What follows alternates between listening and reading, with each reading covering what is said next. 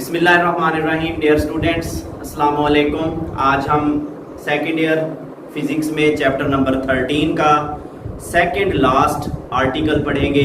Topic है Wheatstone bridge. और इस टॉपिक में ये पिछला जो टॉपिक आपने पढ़ा था किरचॉफ सेकेंड रूल, उसके आइडियाज़ और किरचॉफ फर्स्ट रूल के आइडियाज़ भी इस्तेमाल होंगे। यानी वो लेक्चर अगर आपने नहीं देखा तो पहले वो लेक्चर समझेंगे, इससे जो पिछला लेक्चर है वो समझेंगे तो आपको व्हीटस्टोन ब्रिज सही तरीके से समझ आएगा। तो व्हीटस्टोन ब्रिज क्या है, इसकी इक्वेशन क्या है, इसका प्रिंसिपल, इसकी कंस्ट्रक्शन, तो वन बाय वन देखेंगे। सिंपल इसकी डेफिनेशन है, it is a device which is used in electrical circuit to measure the unknown resistance. हमें स्टूडेंट्स दो रेजिस्टेंस थमा दी जाती हैं। फॉर एग्जांपल ये रेजिस्टेंस है, हमें नहीं पता ये कितने ओहम की है, तो व्हीटस्टोन ब्रिज एक ऐसा इलेक्ट्रिकल सर्किट है जो हमें ये अननोन रेजिस्टेंस की वैल्यू बता सकता है कि ये कितने ओहम की रेजिस्टेंस है।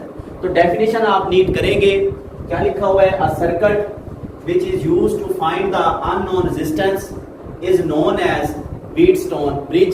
It was devised by Charles Wheatstone. तो चार्ल्स व्हीटस्टोन ने इसको बनाया था और उसी के नाम से इसको मंसूब किया जाता है। इसकी अगर हम प्रिंसिपल की तरफ बढ़ें, प्रिंसिपल इतना सा है कि अगर एक कंडक्टर हो, फॉर एग्जांपल ये एक कंडक्टर है, इसके दोनों सिरे सेम पोटेंशियल पे हैं। अगर ऊपर 100 वोल्ट है और नीचे भी 100 वोल्ट है तो इसके अंदर से करंट फ्लो नहीं करेगा। जब करंट फ्लो नहीं करेगा, इस कंडीशन को हम कहेंगे आज के लेक्चर में बैलेंसिंग कंडीशन। और इसके अक्रॉस अगर हम गैल्वानोमीटर लगा दें, गैल्वानोमीटर करंट की मौजूदगी बताता है, तो जब इसके अंदर से करंट फ्लो नहीं कर रहा, ये बैलेंस है, तो गैल्वानोमीटर की डिफ्लेक्शन कितनी होगी, 0 होगी। तो प्रिंसिपल आगे चल के आपको मजीद इंशाल्लाह क्लियर भी होगा।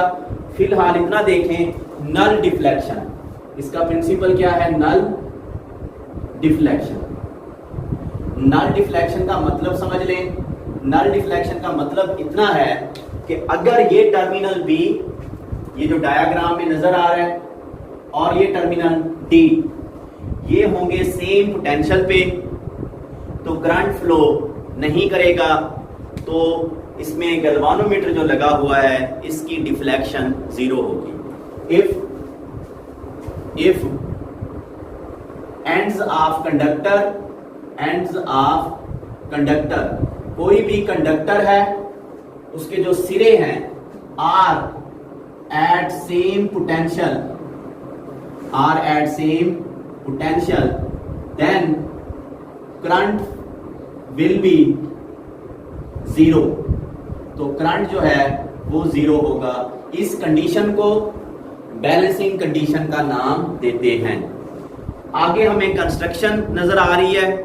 तो व्हीटस्टोन ब्रिज की अगर आप बनावट देखें तो इसमें टोटल हमें 4 रेजिस्टेंस नजर आ रहे हैं जो एक ब्रिज की शक्ल में जुड़े हुए हैं, इसलिए इसको ब्रिज सर्किट का नाम दिया जाता है।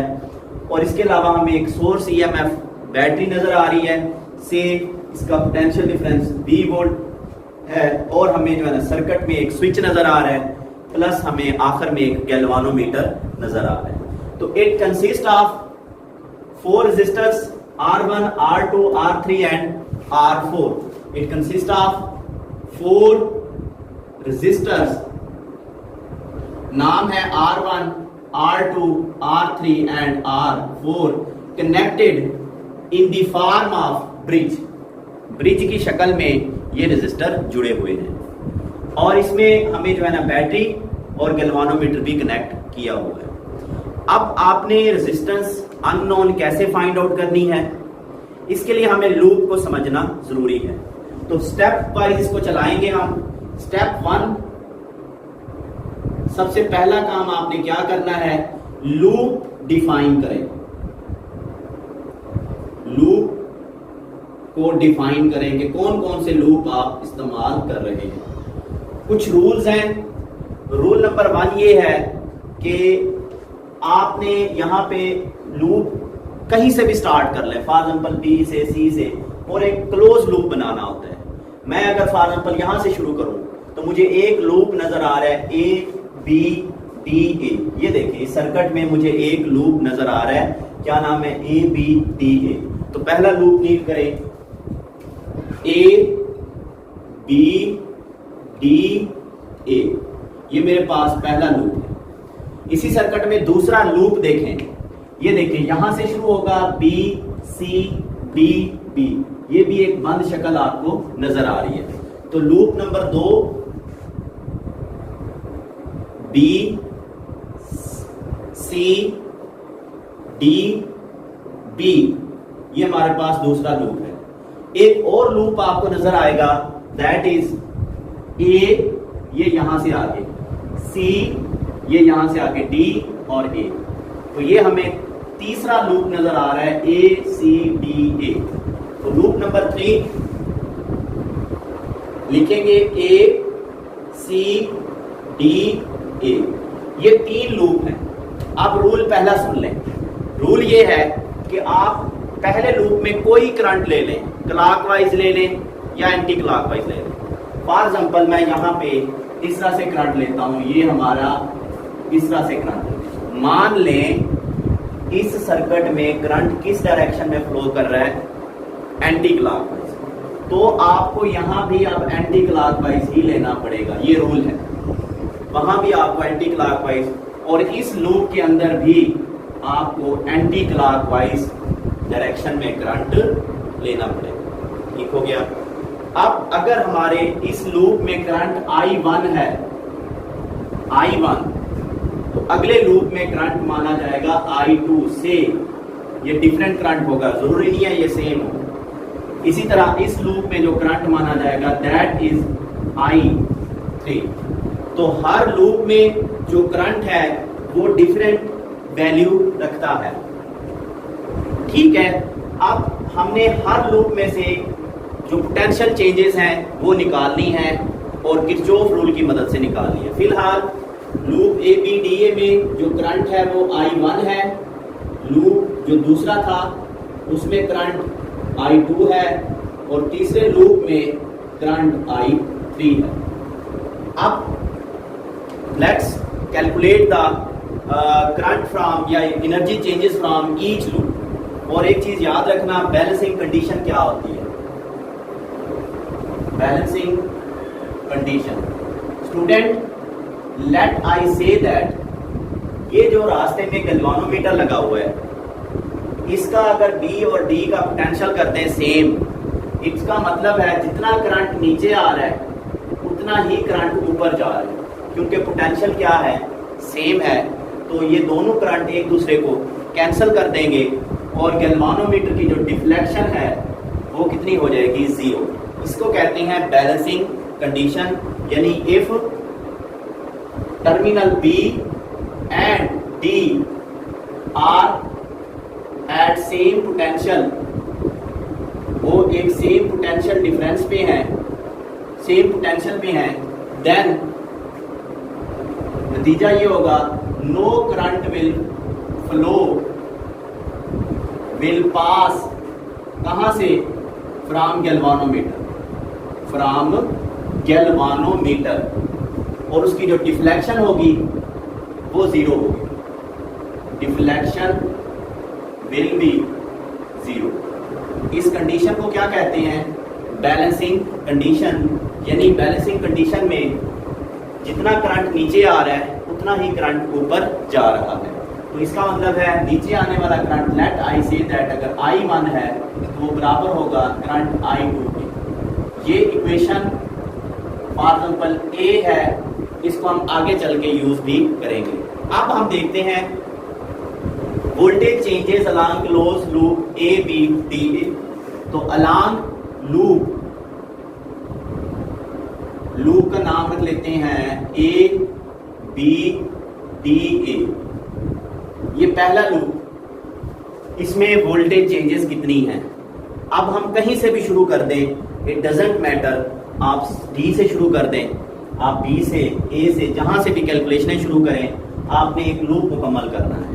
फॉर एग्जांपल मैं शुरू करता हूं यहां से बी से ए की तरफ, जब हम बी से ए की तरफ आते हैं, अब आपने गौर से सुनना है, गौर से समझना है। ये देखें, ये वाला करंट, ये जो इस लूप में है, किस डायरेक्शन में था? Anti clockwise. इसका मतलब है ये करंट नीचे आ रहा है, लाइक दिस। क्या नाम है इस करंट का? I1। और हम किरचॉफ रूल में देख चुके हैं कि जो वोल्टेज होती है V अलोंग रेजिस्टर, वो किसके बराबर होती है? IR के। और जब रेजिस्टर से में निकालेंगे तो यहाँ पे नेगेटिव साइन आता है जो कि एनर्जी लॉस को ज़ाहिर करेगा। और चूंकि ये रेजिस्टेंस R1 है और करंट I1 है, तो ये आएगा I1 R1। बस इसका मतलब है जब हम B से A तक आएंगे तो जो पोटेंशियल ड्रॉप होगा वो कितना होगा? I1 R1। तो क्लोज लूप बे से शुरू किया तो पहला आपके पास वोल्टेज चेंज आई I1 R1 और ये माइनस एनर्जी लॉस को ज़ाहिर कर रहा है। तो हम यहां से चले और यहां पे पहुंच चुके हैं। अब हमारा I1 करंट ये आ रहा है क्योंकि करंट ने लूप मुकम्मल करना है, चक्कर पूरा करना है। इधर से हमारा ये वाला जो करंट I3 था वो इस तरफ आ रहा है। ये वाला करंट क्या माना जाएगा? I3, जो यहां से ये बैटरी के इस टर्मिनल से ये अपना लूप मुकम्मल कर रहा है, जिसकी डायरेक्शन हमने ये देखें एंटी क्लॉकवाइज ड्रा की थी। जो नेट करंट होगा वो जिस लूप को आप कैलकुलेट कर रहे हो, आप किसको कैलकुलेट कर रहे हो? ABDA, यानी इस लूप में हो तो इसका करंट पहले लिखना है। यानी यहाँ पे नेट करंट क्या होगा? I1 minus I3। माइनस क्यों लिखा है? क्योंकि ये करंट आपस में एंटी मूव कर रहे हैं। तो इट मींस दैट यहां पे नेट करंट होगा I1 माइनस I3 और यहां पे जो रेजिस्टेंस है कितनी है? वो है R3। तो ये लिख दें यहां पे R3। ये है पोटेंशियल चेंजेस, पोटेंशियल जो यहां पे चेंजेस आई हैं। और यहां पे मैं अब नेगेटिव साइन लगा रहा हूं। इसका क्या मतलब है? चूंकि रेजिस्टेंस के अक्रॉस करंट मूव कर रहा है तो पोटेंशियल ड्रॉप, एनर्जी चेंजेस क्या होंगे? नेगेटिव मानी जाएंगे। हम यहां से चले तो एनर्जी चेंजेस I1 R1, यहां से चले यहां तक तो I3 R3। अब हम ऊपर की तरफ जा रहे हैं, ये देखें, ये हम ऊपर की तरफ जा रहे हैं और ये हमारा करंट क्या है? I1। मगर इस लूप को गौर से देखें, यहां से एक करंट नीचे आ रहा है, क्या नाम है उसका? I2। क्योंकि ये देखिए ये करंट भी तो फ्लो कर रहा है। अब यहां पे नेट करंट कितना होगा? क्योंकि हम इस लूप को डील कर रहे हैं पहले को, तो नेट करंट होगा I1 माइनस I2। तो हमारे पास यहां पे आएगा I1 माइनस I3 इंटू यहां पे जो रेजिस्टेंस लगी हुई है, यहां पे गैल्वानोमीटर लगा हुआ है और गैल्वानोमीटर की रेजिस्टेंस होती है Rg और यहाँ पे ये नेगेटिव साइन क्यों? क्योंकि यहाँ पे एनर्जी चेंजेस क्या हैं? नेगेटिव है। Is equal to 0। लूप है, मुश्किल इसको नहीं कह सकते हम, सिंपल एक कॉन्सेप्ट है। तो इसमें हमने देखा कि जो total voltage changes along close loop है वो क्या है? 0 है। ये किरचॉफ रूल हमने जो है ना यूज किया। अब हम बात करेंगे लूप दूसरे की। लूप का नाम है ये वाला, इसको यहां से शुरू करते हैं BCDB। BCDB, इसमें देखते हैं वोल्टेज चेंजेस क्या हैं अलोंग क्लोज लूप, और voltage changes along close loop क्या होती हैं? 0 के इक्वल। Let's see. तो यहां से आएंगे, यहां से शुरू करते हैं B से। तो B से C तक देखें, ये हमारा करंट है। फॉर एग्जांपल ये करंट हम मान लेते हैं, मान लो ये करंट I2 है, ठीक है। तो इसमें बल्कि आप यहां से वोल्टेज चेंजेस यहां से शुरू करते हैं। तो हमारा जो C से शुरू कर लेते हैं, हमारा जो करंट है वो D से C मूव कर रहा है, ये इस तरह से एंटी क्लॉकवाइज। इस करंट को हम कह देते हैं से करंट I2, क्योंकि ये I2 करंट है। मगर ये वाला जो करंट है I3 वो इस तरफ आ रहा है मेरी तरफ, ये है नेट करंट I3। तो यहाँ पे जो नेट करंट माना जाएगा वो कितना माना जाएगा? I2 ये वाला पहले लिखेंगे जिस लूप की बात हो रही है, माइनस I3, ये लिखा मैंने I2 माइनस I3 इंटू यहां पे जो रेजिस्टेंस लगी हुई है, कितनी लगी हुई है, R4। तो ये लिख दें यहां पे रेजिस्टेंस R4 और यहां पे मैं नेगेटिव साइन लगाने लगा हूं। इसका क्या मतलब है कि वोल्टेज के अक्रॉस पोटेंशियल क्या कर रहा है, एनर्जी जो है ना हमारी लॉस हो रही है, पोटेंशियल ड्रॉप हो रहा है। यहां से निकले ये यहां पे चले जाएंगे लाइक दिस। अब हमारा I2 करंट कहां से गुजर रहा है, इस रेजिस्टेंस में से। क्या नाम है रेजिस्टेंस का, R2। तो जो पोटेंशियल ड्रॉप होगा वो होगा I2 और जो रेजिस्टेंस के अक्रॉस गुजर रहा है R2, ये यहां पे नेगेटिव साइन, ठीक हो गया, पोटेंशियल चेंजेस नेगेटिव है। अब यहां से हम निकल के यहां पे पहुंच चुके हैं, अब हम नीचे आ रहे हैं, इस लूप के अंदर है हम, इस लूप के अंदर हम I2 नीचे आ रहे हैं लेकिन I1 यहां से ऊपर जा रहे हैं, जो पिछली बार हम डिस्कस करके गए। तो हमारा I1 करंट किधर है, ऊपर की जानिब, और I2 करंट ये देखें एंटी क्लॉकवाइज नीचे की जानिब। तो नेट करंट क्या होगा, I2 माइनस I1। अब चूंकि ये लूप है तो नेट करंट होगा I2 माइनस I1। तो minus I2 minus I1 into यहां पे जो रेजिस्टेंस लगी हुई है गैल्वानोमीटर की, वो है Rg इज इक्वल टू 0। अब ये नेगेटिव साइन क्यों लगाया है, क्योंकि एनर्जी या हम कह सकते हैं पोटेंशियल यहां पे गैल्वानोमीटर के अक्रॉस ड्रॉप हो रहा है। तो जब आप बैलेंसिंग कंडीशन पे आ जाओगे, ये दो इक्वेशनें मुश्किल थी बस, यानी जो कंसेप्चुअल है, जब B और D सेम पोटेंशियल पे होंगे तो I2 करंट और I1 करंट सेम हो। तो at balancing condition, at balancing condition, तो हमारे पास I1 current equal to I2। तो जहां जहां आपको 2 नजर आए वहां पे आप क्या पुट कर दोगे, 1 पुट कर दोगे, क्योंकि करंट सेम है। तो हमारे पास एक यहां पे गैल्वानोमीटर में ये वाला करंट I2 था, तो यहां पे आपने 2 लिखना है, गलती से यहां पे 3 लिखा गया था, यहां पे 2 आना है ना, ये देखें ये I1 माइनस I2। खैर, तो हमारे पास जहां पे आपको ये 2 नजर आ रहा है वहां पे आप क्या पुट कर देंगे, 1। तो इक्वेशन इसको मैं लिखता हूं 1 can be written as, equation 1 will be written as, उसको यूं लिखेंगे जी, minus I1 R1 minus I1 minus I3 into R3 minus into I1 minus I1 into RG।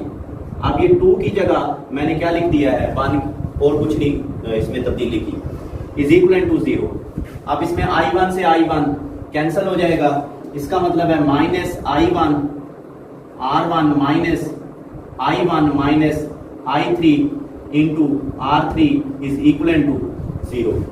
ये माइनस वाला इक्वेशन दूसरी तरफ ले जाएं तो ये बनेगा minus I1 R1 is equal to I1 minus I3 into R3। ये मेरे पास इक्वेशन नंबर 3 है। इसी तरह इक्वेशन नंबर ये मैं कह देता हूं से 2। इसी तरह इक्वेशन नंबर 2 में जहां आपको I2 नजर आए वहां पे आप I1 पुट कर दें, ये बैलेंसिंग कंडीशन की वजह से, क्योंकि I2 किसके बराबर है, I1 के बराबर है। तो हमारे पास ये बन जाएगी, जहां भी 2 नजर आए वहां 1 पुट करते जाओ, minus, and equation number 2 will be G minus into ये 2 की जगह 1 आ जाएगा, I1 minus I3 into R4 minus यहां पे I1 आएगा, I1 R2 माइनस यहां पे I1 आएगा, I1 minus I1 into RG is equal to 0। अब यहां पे जो चीज कैंसिल हो रही है, वंस अगेन ये RG वाला फैक्टर दोनों इक्वेशनों में स्किप हो जाएगा, खत्म हो जाएगा। तो हमारे पास ये कैंसिल हो गया, तो बाकी इक्वेशन नीट करें, minus I1 minus I3 into R4 minus ये I1 R2 is equal to 0। एक काम करें, ये माइनस वाला फैक्टर उठा के दूसरी तरफ ले जाएं, तो आपके पास ये बनेगी equation minus I1 minus I3 into R4 is equal to, ये माइनस उधर जाके प्लस हो जाएगा, I1 R2, ये हमारे पास से इक्वेशन नंबर 4 है। अब एक काम करें, इक्वेशन नंबर 3 और इक्वेशन नंबर 4 आपस में डिवाइड कर दो, तो हम यूं लिखेंगे डिवाइड इक्वेशन 3 एंड 4। इक्वेशन 3 और 4 को जब हम डिवाइड करते हैं तो हमारे पास इक्वेशन बनेगी माइनस I1 R1 ये 3 is equal to I1 minus I3 into R3 over, ये इसके ऊपर डिवाइड करें, तो डिवाइड करने के बाद ये आएगा, यहां पे ये लिखते हैं I1 R1 बल्कि R2 इज इक्वल टू, यहां पे ये डिवाइड कर दें ये वाली side, I1 minus I3 into इसके साथ क्या है R4। एक चीज मैंने चेंज की है, ये नेगेटिव साइन यहां से उठा के इसके साथ लगा दें, यानी इसमें कोई वो नहीं है, ये माइनस यहां से हम इसके साथ लगा दें, बात एक ही है, वो मैंने यहां पे लिखा है। तो ये क्योंकि I1 है तो यहां भी I1 आएगा। अब क्या किया हमने, यहां पे आके हमने इस इक्वेशन और इस इक्वेशन को डिवाइड किया है और कुछ नहीं किया, तो मेरे पास ये I1 से I1 कट जाएगा, ये I1 माइनस I3 से I1 माइनस I3 कट जाएगा, तो एट दी एंड हमारे पास नेगेटिव से नेगेटिव कट जाएगा, R1 over R2 is equal to R3 over R4। ये इक्वेशन हासिल होगी। से इस इक्वेशन को हम व्हीटस्टोन ब्रिज की इक्वेशन कहते हैं, और इस इक्वेशन की मदद से हम कोई भी अननोन रेजिस्टेंस मालूम कर सकते हैं। और हमारे पास ये वाली जो इक्वेशन है ये स्लाइड वायर ब्रिज के अंदर भी इस्तेमाल होती है। अब अगर हमारे पास फॉर एग्जांपल ये वाली R4 अननोन है, मतलब ये मार्कर है, इसकी रेजिस्टेंस अननोन है, हम क्या करेंगे, हम इसको यहां पे लगा देंगे, यानी ये R4 की जगह ये Rx है, ये अननोन है, तो हम लिख सकते हैं इफ R4 इज अननोन, जैसे ही ये अननोन होगी तो हमारे पास ये बन जाएगी equation R1 over R2 is equal to R3 over Rx जो कि अननोन है। अब इस इक्वेशन को जरा क्रॉस मल्टीप्लिकेशन के जरिए सेट करें तो हमारे पास Rx is equal to R3 R2 over R1। तो इस तरह से हम ये तीन वैल्यूज पुट करेंगे और हमारे पास ये अननोन रेजिस्टेंस की वैल्यू आ जाएगी। व्हीटस्टोन ब्रिज लॉन्ग क्वेश्चन के तौर पर आ सकता है एग्जाम में। क्या है ये, एक ऐसा सर्किट है जिसकी मदद से हम अननोन रेजिस्टेंस कैलकुलेट कर सकते हैं।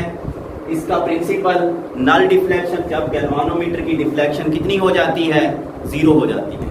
इसके अलावा कंस्ट्रक्शन आपको नजर आ रही है, टोटल 4 रेजिस्टेंस हैं, इसमें हमने लूप डिफाइन करने हैं, फिर लूप की 2 इक्वेशनें हैं, तरतीब से ज़ाहिर है करंट की डायरेक्शन मैटर करती है। उसके बाद आपने ये इक्वेशंस में से बैलेंसिंग कंडीशन लगानी है, इसके ऊपर इसको डिवाइड करना है और आपके पास फाइनल रिजल्ट आएंगे। नेक्स्ट इसका लास्ट टॉपिक बचा हुआ है, दैट इज पोटेंशियोमीटर। हम अगले लेक्चर में इंशाल्लाह पढ़ेंगे। अपना ख्याल रखिएगा। अल्लाह हाफ़िज़।